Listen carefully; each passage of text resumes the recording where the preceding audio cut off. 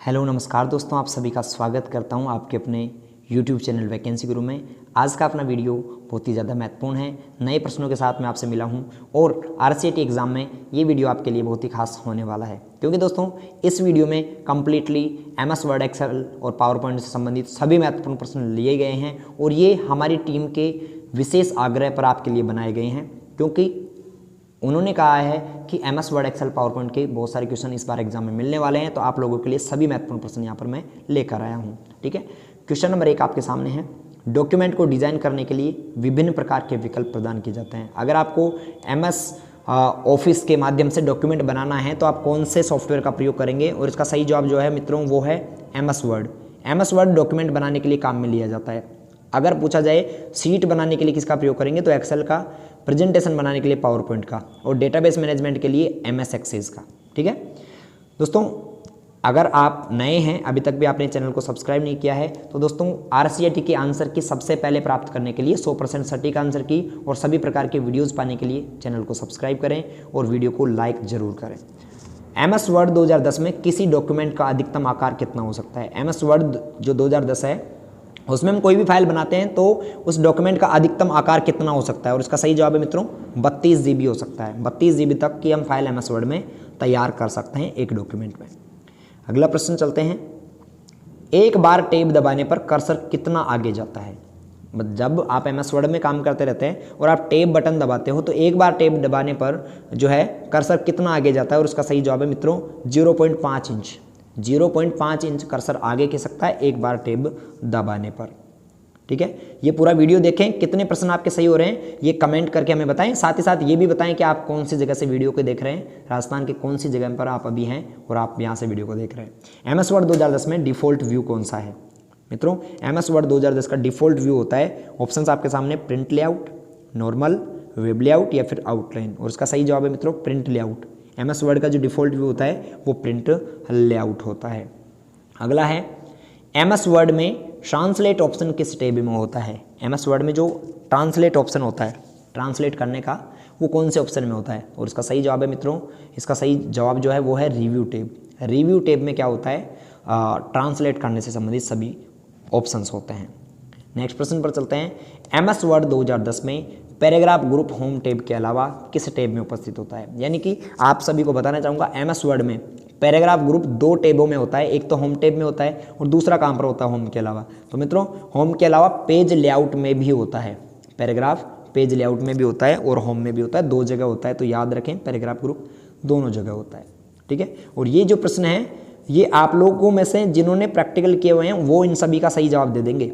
ठीक है, अगला है MS वर्ड 2010 में फाइल में प्रत्येक लाइन पर नंबर प्रदर्शित करना चाहते हैं। आप चाहते हैं सभी लाइनों के सामने नंबर आए, तो आप किसका प्रयोग करेंगे? और इसके लिए दोस्तों आप लाइन नंबर का इस्तेमाल करेंगे। ऑप्शन C सही जवाब है।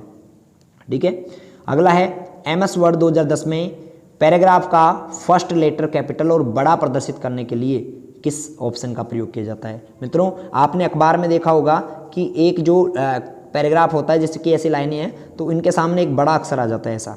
ठीक है, ये जो अक्षर होता है ये किससे हम लिखते हैं दोस्तों? ये ड्रॉप कैप से लिखा जाता है। ड्रॉप कैप, एक अक्षर को 3 लाइन या उससे ज़्यादा बड़ा करने के लिए ड्रॉप कैप का इस्तेमाल किया जा सकता है।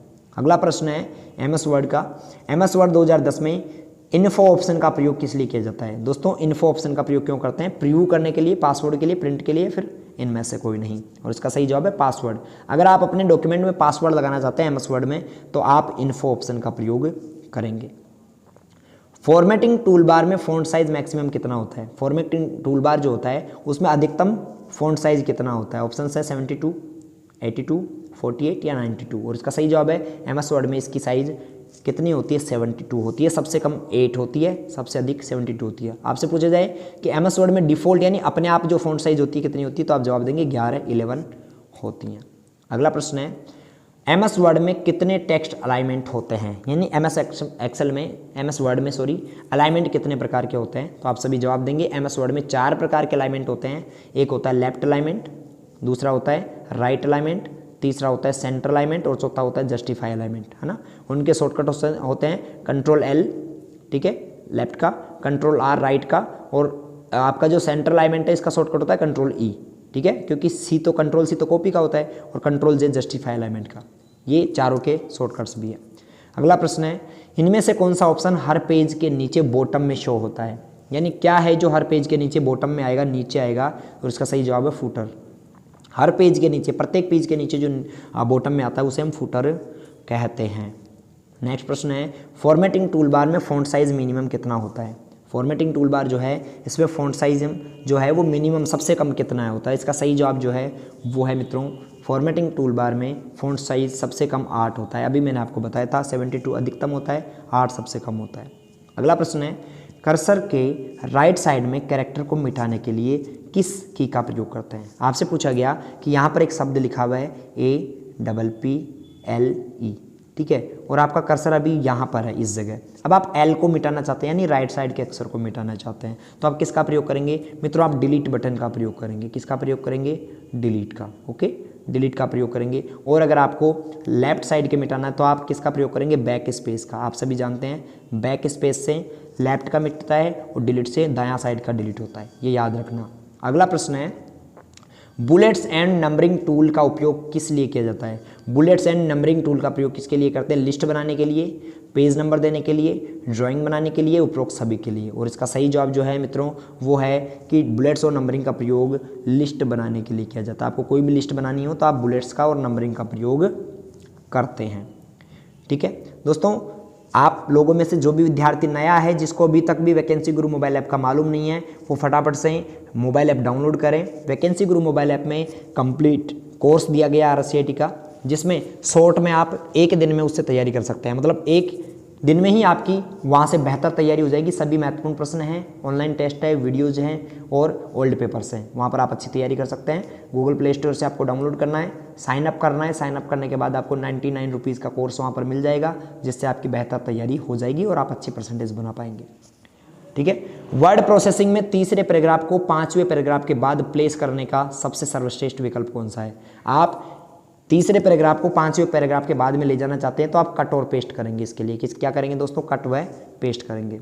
अगला प्रश्न है, MS वर्ड में स्पेलिंग को सही करने के लिए कौन सा प्रोग्राम काम में लेते हैं? स्पेलिंग सही करना हो तो मित्रों आप सभी को मालूम होना चाहिए स्पेल चेक। स्पेलिंग चेक जो ऑप्शन होता है इसकी शॉर्टकट की होती है F7। स्पेल चेक ऑप्शन का प्रयोग करेंगे, रिव्यू टैब में होता है और इसकी शॉर्टकट की F7 होती हैं। किसका संबंध टेक्स्ट की फॉर्मेटिंग से नहीं है?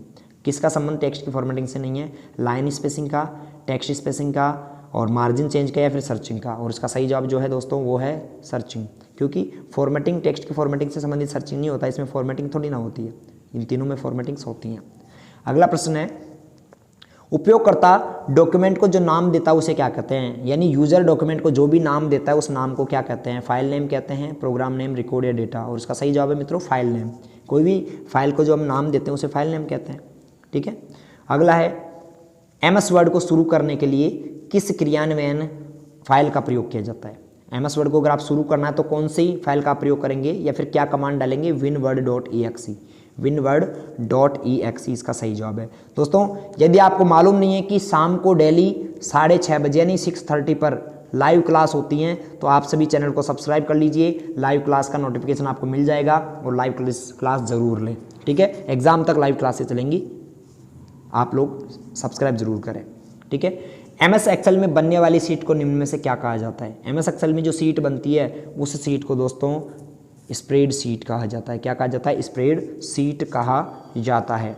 MS एक्सेल में किन्हीं भी 5 स्टूडेंट्स को रिकॉर्ड का औसत ज्ञात करने के लिए कौन सा फॉर्मूला काम में लेंगे? यदि आप 5 विद्यार्थियों के रिकॉर्ड का औसत प्राप्त करना चाहते हैं तो दोस्तों औसत के लिए हम एवरेज फंक्शन का प्रयोग करते हैं। ऑप्शन सी इसका सही जवाब है। अगला प्रश्न है, एक्सेल में सीट का डिफ़ॉल्ट व्यू कौन सा होता है? MS एक्सेल में सीट जो होती है उसका डिफ़ॉल्ट व्यू कौन सा होता है? और इसका सही जवाब जो है वो है MS एक्सेल में सीट का डिफ़ॉल्ट व्यू मित्रों नॉर्मल व्यू होता है। ठीक है, नॉर्मल व्यू इसका सही जवाब है। ऑप्शन सी इसका सही जवाब है। अगला प्रश्न है, प्री डिफाइन फॉर्मूले जो स्वतः गणना करने का कार्य करते हैं क्या कहलाते हैं? MS एक्सेल में प्री डिफाइन फॉर्मूले। इस वीडियो में MS वर्ड, एक्सेल और पावर पॉइंट से संबंधित सभी प्रश्न हैं। ठीक है, बाकी प्रश्नों के लिए और भी वीडियोस बनाए गए हैं जो कि प्लेलिस्ट में जो है सजाए गए हैं, प्लेलिस्ट में सेम है। तो आप सभी वीडियोस को देखने के लिए, अगर आप सभी महत्वपूर्ण वीडियोस देखना चाहते हैं तो प्लेलिस्ट में जाना चैनल की सब्सक्राइब करने के बाद, और उसमें सभी वीडियोस वहाँ पर सीरियल वाइज है, तो सभी वीडियोस को एक बार बैठे बैठे देख लें। और लाइव के वीडियोस भी देखना हो तो लाइव के वीडियोस आप वहाँ पर सेव किए गए हैं दूसरे प्लेलिस्ट में, वहाँ से देख सकते हो। और सभी वीडियोस को जरूर देखें ताकि आपकी बेहतर तैयारी हो सके। वैकेंसी गुरु आपकी तैयारी नहीं कराता, बेहतर तैयारी कराता है ताकि एग्जाम में बहुत अच्छी परसेंटेज बन सके। MS एक्सेल में प्री डिफाइंड फॉर्मूले दोस्तों फंक्शन कहलाते हैं। ऑप्शन ए इसका सही जवाब है। अगले प्रश्न पर चलते हैं। MS एक्सेल में जो कि संशोधन के काम में आती हैं क्या है? संशोधन यानी एडिट करने के लिए। एडिट करने की शॉर्टकट की क्या होती है? और मित्रों इसका सही जवाब जो है वो है एडिट करने की शॉर्टकट की होती है F2। एडिट करने की शॉर्टकट की क्या होती है? F2। निम्न में से कौन सी एक्सेल की टर्म नहीं है? यानी MS एक्सेल का जो है ऑप्शन नहीं है डॉक्यूमेंट। MS एक्सेल में डॉक्यूमेंट नहीं होता, बाकी सेल होती है, रो होता है, कॉलम होता है, तीनों होते हैं। डॉक्यूमेंट MS एक्सेल में नहीं होता है। MS एक्सेल में डॉक्यूमेंट नहीं होता। डॉक्यूमेंट कहाँ होता है? MS वर्ड में होता है। फॉर्मूला में शुरू से अंत तक के सेल एड्रेस के द्वारा एडजेसेंट रेंज निर्दिष्ट होती है और इसे खाली स्थान द्वारा पृथक किया जाता है। यानी दो सेल्स को आप पृथक करना चाहते हैं, अलग करना चाहते हैं, जैसे A1 व A10, दो सेल्स का आप टोटल करना चाहते हो तो बीच में आप कोमा का यूज करेंगे। A1 से A10 के लिए आप कोलन का यूज करेंगे, ये वाला साइन। और अगर अलग अलग यूज करना है तो A1, A10 कोमा यहाँ पर यूज होगा। अगला है डेटा और सूचनाओं को समझने में आसान और आकर्षक तरीके से विजुअल रूप से रिप्रेजेंट कौन करता है? बिल्कुल सिंपल सा प्रश्न है। चार्ट है, टेबल है, सेमीकोलन और कोलन, और उसका सही जवाब है समझने में आसान बनाने के लिए और आकर्षक प्रदर्शित करने के लिए चार्ट का प्रयोग किया जाता है। नेक्स्ट है, अगर आप अपनी वर्कशीट में सीधे एडिटिंग नहीं करना चाहते तो आप डेटा को एडिट और एंटर करने के लिए किसका प्रयोग करेंगे? और इसका सही जवाब है फॉर्मूला बार। अगर आप सीधे सेल में नहीं लिखना चाहते तो आप फॉर्मूला बार का भी प्रयोग कर सकते हैं। ठीक है। अगला प्रश्न है, इस टेब में प्रूफिंग टूल्स होती हैं। कौन सा टेब है जिसमें प्रूफिंग टूल होता है? प्रूफिंग के ऑप्शन टूल होते हैं। आप सभी को बताना चाहूँगा, प्रूफिंग के टूल स्पेलिंग, ग्रामर, थिसोर्स, ट्रांसलेट आदि होते हैं जो कि रिव्यू टेब में होते हैं। ठीक है, रिव्यू टेब में होते हैं। अगला प्रश्न है, यदि आप चौड़े फॉर्मेट में प्रिंट करना चाहते हैं तो किस तरह पेज ओरिएंटेशन अभिविन्यास का प्रयोग करेंगे? यानी चौड़े फॉर्मेट में आपको प्रिंट करना है, ऐसा फॉर्मेट में तो आप लैंडस्केप का यूज करेंगे। आपको सीधे फॉर्मेट में करना हो तो आप पोर्ट्रेट करेंगे। और पोर्ट्रेट और लैंडस्केप दोनों ओरिएंटेशन होते हैं। क्या होते हैं? पेज ओरिएंटेशन होते हैं, ये भी याद रखना। नेक्स्ट प्रश्न है आपके 31 यहाँ पर लास्ट क्वेश्चन है। पूरे प्रश्न मैंने आपको इस वीडियो के कंप्लीट करा दिए। MS वर्ड और एक्सेल के और महत्वपूर्ण प्रश्न आपको देखते रहने के लिए, पढ़ने के लिए चैनल को सब्सक्राइब करें, या फिर आप गूगल में जाकर सर्च करें वैकेंसी गुरु, यहाँ से आप पढ़ सकते हो। और अभी तक भी आपने वैकेंसी गुरु मोबाइल ऐप डाउनलोड नहीं किया है तो फटाफट से डाउनलोड करके वहाँ से कंप्लीट कोर्स पढ़ ले। आपकी बेहतर तैयारी हो जाएगी, बहुत अच्छी परसेंटेज बनेगी। मिलते हैं अगली वीडियो में, तब तक अपना ख्याल रखना। Good bye.